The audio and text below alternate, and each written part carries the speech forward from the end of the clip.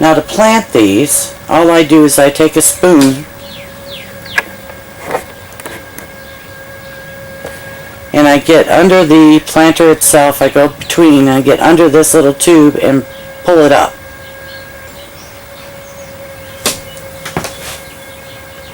And take it out. Now I'm ready to put it in my other container. And you can. And when I transplant these, I'll have a bowl of my potting soil, my potting mix there, and then I'll have a pan that I put so that I can not make a mess. I can pour that back in there, and then I have these containers that I've made it's just out of newsprint, and I folded them. I take the point and I clip it off, and then I make a box out of it. Simply undo them, and they're ready as planters. Again, this is made out of newspaper, so it can be made out of printed newspaper, or this just happened to be a paper roll. And I clip the end, and then you can see that that puts a hole in the bottom there. Now the instructions, or where to find the instructions, this is simple origami folding. You'll see that on my website. Then I put this down in my container and fill it. I'm only going to partially fill it to about there. So I'm going to put a whole cabbage, whole tube. This tube is going to go in, and I want it to go so it's just below the surface of the top of this.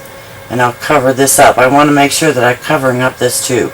So I'll tamp this down in there, check it to see if it's got enough. I'll add just a little bit more.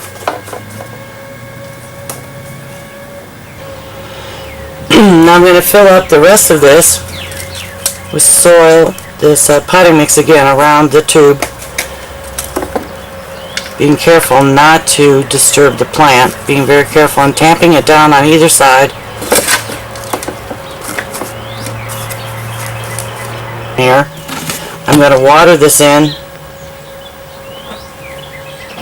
If you have two plants in one container and you don't want to pull one, you want to plant each one. The process is basically the same.